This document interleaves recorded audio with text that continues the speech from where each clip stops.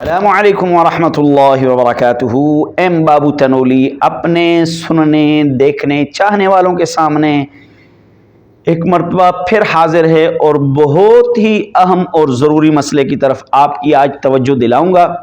اور وہ مسئلہ کیا ہے؟ اگر آپ نے غسل میں یہ 3 کام نہ کیے تو کتابوں کے اندر لکھا ہے کہ آپ کا غسل نہیں ہوگا۔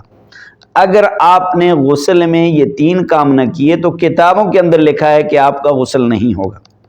جب آپ بیوی سے ملتے ہیں، آپ جمع کرتے ہیں، صحبت کرتے ہیں، اپنی بیوی سے ملتے ہیں اور آپ کو انزال ہو جاتا ہے، اب اس کے بعد غسل جنابت آپ کے اوپر لازم ہے، فرض ہے، واجب ہے، غسل کرنا ضروری ہے۔ اب اس غسل سے پہلے یہ 3 کام کرنے آپ کے لیے بہت ہی ضروری ہیں، بہت ہی اہم ہیں، بہت ہی لازم ہیں۔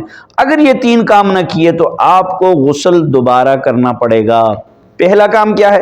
پہلا کام یہ ہے کہ آپ جب جمع کریں غسل سے پہلے چھوٹا پیشاب کر لیں۔ کیوں؟ جو عضو خاص میں منی کے قطرے ہیں وہ نکل جائیں۔ نمبر 2، کم از کم 40 قدم تک آپ چلیں، 40 قدم تک چلیں تاکہ شرمگاہ کے اندر جو قطرے منی کے ہیں وہ نکل جائیں۔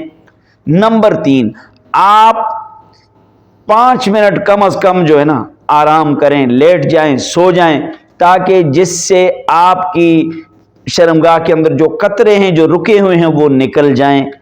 اگر آپ نے اس طرح نہیں کیا اور آپ نے غسل کر لیا اور غسل کرنے کے بعد دوبارہ وہی منی کی قطرے نکل آئے تو آپ کو غسل دوبارہ کرنا پڑے گا۔ کیوں؟